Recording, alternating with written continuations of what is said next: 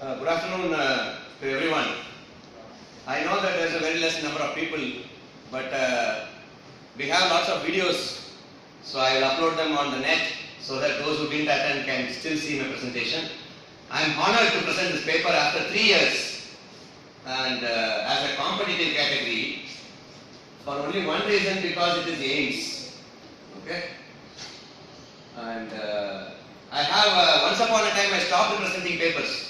Research papers. 2013 was the last time I presented a paper in a conference, and that was the first prize paper it was. So that was also at AIIMS, and after that now today I am presenting it. The research was on the efficacy of mechanism-based classification in manual physical therapy treatment of people with unilateral upper extremity complex regional pain syndrome and type 1.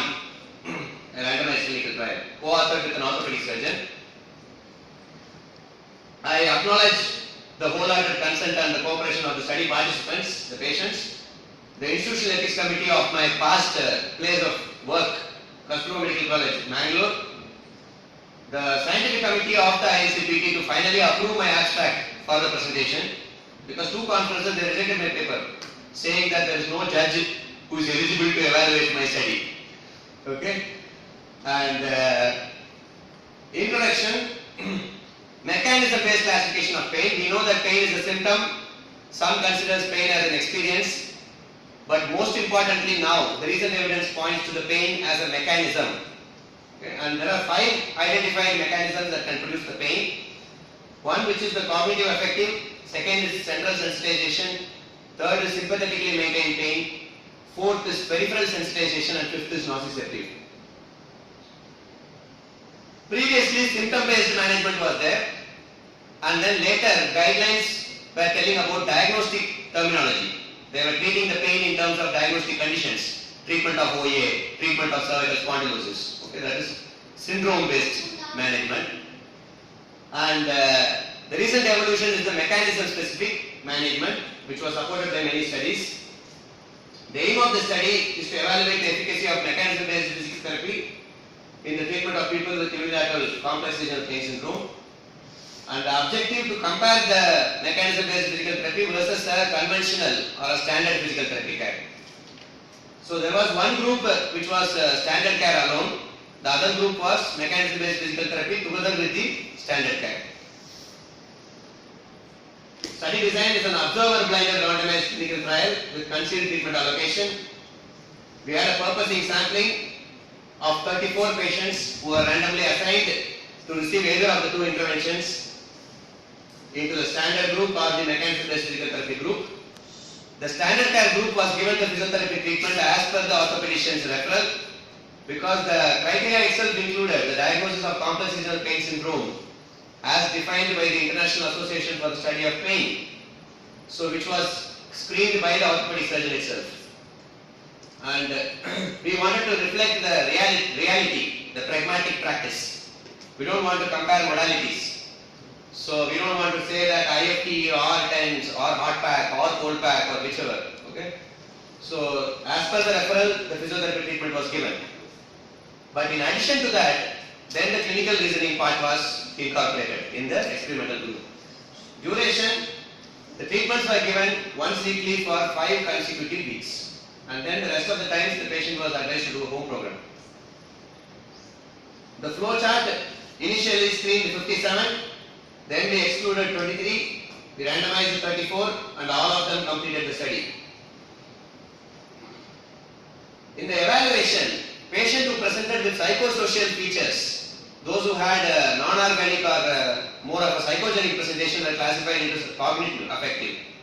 Because we mentioned the cognitive as understanding, maladaptive understanding, and affective is abnormal emotion associated with the pain. Okay? Central sensitization is the cortical representation of pain, which tells about the neuroplasticity, pain experience being memorized, and it is being engrammed in the brain. The areas are represented in the brain normally. That gets replaced with the pain. Okay, central sensitization and hyperexcitability excitability of the higher order neurons.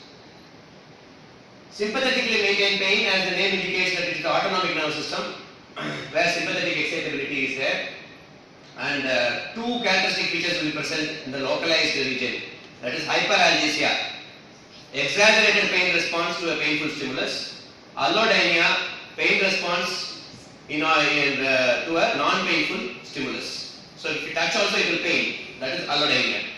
Okay? And if this is hyperalgesia and allodynia is present widespread, if it is present throughout the body, then you suspect central sensitization. Okay? Because it is the brain which is sensitive to the pain. Okay? The fourth group, peripheral sensitization, is the neurodynamics, which is detected by nerve palpation and also by neurodynamic testing. Assessment used for nociceptive is the routine orthopedic physical examination using a combination of selective tissue tension test, active, passive and rest isometric test to rule out the contractile and the inner tissues, to identify whether there is an articular problem or muscular problem or a stability or a control related problem, motor control.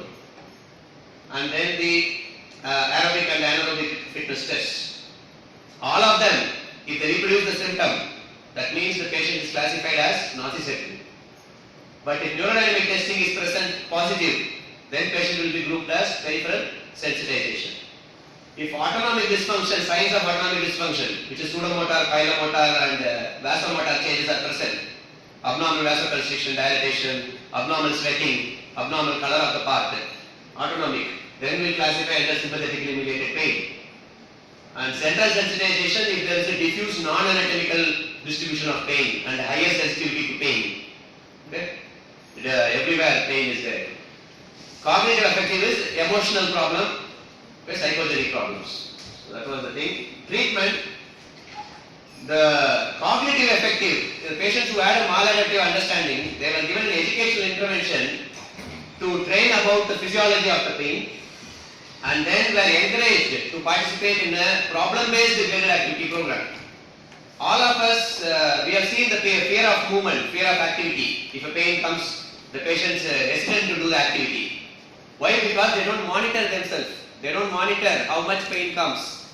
After the activity is finished, then they see that there is too much of pain. They don't have the habit of monitoring the pain during the activity. So, educating them, that was the most important part of the cognitive behavioral program for the cognitive affective group.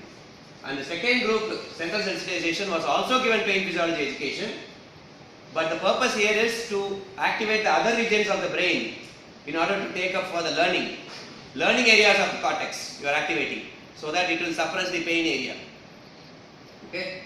And then the graded motor imagery, which involves mirror therapy, where you put the affected hand held hidden behind the mirror, and the patient sees the normal hand reflection as a affected hand.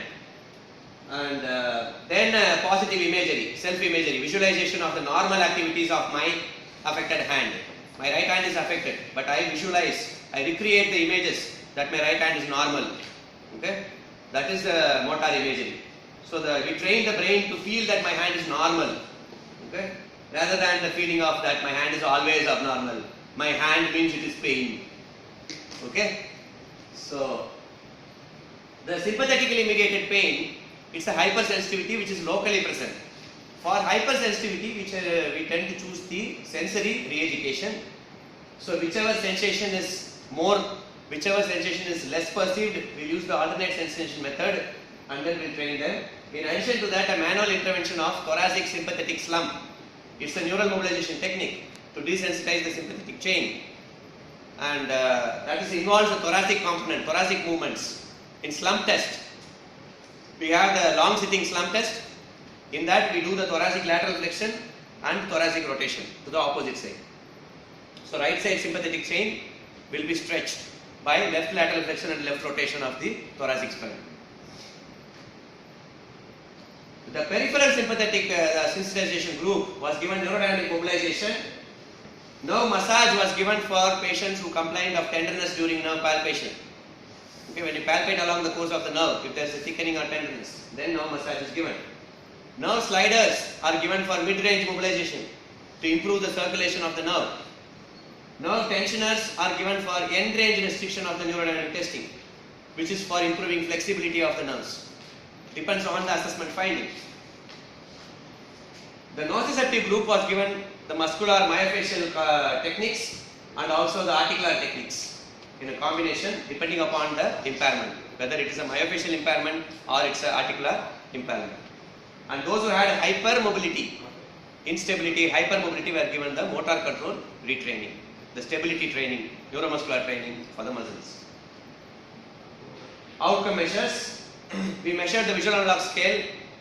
I measured it as a 100 millimeter one rather than the 10 centimeter one, the conventional one.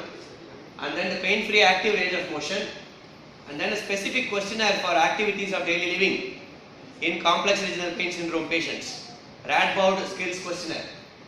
So that was also used. Between group, both the groups were there. So each group the changes and also the change difference between both the groups were analyzed using the student's t-test. 95% confidence interval using statistical package for social sciences, version 16. Results, we had a statistically significant improvement, P less than 0.05. We can see the point change in the VAS in the out of 100 millimeters. Okay, it's more than the 3 centimeter change as per the minimum clinically important difference. Range of motion change beyond 25 degrees and the Radboud skills questionnaire also changes more than the 20 points. In improvements in all the outcomes were well beyond the minimum clinically important difference for all the measures in favor of the experimental group. So we had the standard physical therapy, this is mechanism based physical therapy. This is pre-post. Okay, we can see that substantial change happened in the experimental group. ROM we converted into a percentage so that we can combine the restrictions because there are multiple joint restrictions, shoulder, elbow, wrist.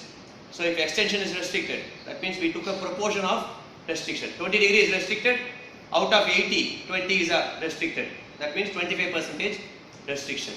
Okay. Substantial effect size, as I told, the point change was well beyond the minimum clinically important difference. So it is clinically meaningful. It's not that just the statistics p-value was less than 0.05. We should see how much the change is happening. And then the other thing, among the 5 mechanisms, cognitive affective group was a resistant group. It was tough to handle them.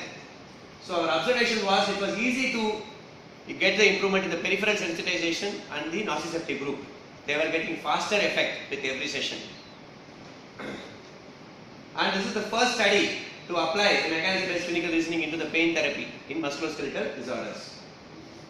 When it was completed in 2012, okay, that year. Limitations include sample heterogeneity because it's not that all the patients have pain only in the hand. They sometimes have in the forearm, sometimes have in the shoulder because it's a complex regional pain syndrome. Whole upper limb, anywhere the pain can be there. And we didn't categorize depending upon acute or chronic. Acute or chronic is only for the disorder, the syndrome. We were bothered more about the mechanism. Okay, what mechanism is producing the pain? But the study has valuable implications for further research and other routine clinical practice to incorporate mechanism-based clinical reasoning in the management of such difficult patients like complex regional pain syndrome. So I conclude that mechanism-based classification plus standard care was more effective than standard care alone in physical therapy evaluation and management of people with complex regional pain syndrome. These were some of the related publications for the mechanism-based therapy. And this is usually which is I share in the last slide of all my lectures and my presentations. The most important one is your thoughts reap action, action reaps habit, habit reaps character, character reaps your destiny. As you sow, so shall you reap. So if you have a positive thought, you are going to have a positive destiny. Okay? And the most important other thing which I insist again here is practice never makes you perfect, because if you practice mistakes, you become perfect in making mistakes. You perfectly practice, then you will become perfect. Okay? So that is again, I thank the committee, I thank the Honorable Judge, my very good friend Dr. Anand sir also from RPIIT Karnal, the HOD of physiotherapy who is sitting here. And it's a great experience to present, and I am honored to have my students sitting here because I want them to present. Okay, I want them to see how their HOD presents, and I am happy for their presence. And thank you all. Thank you so much. And,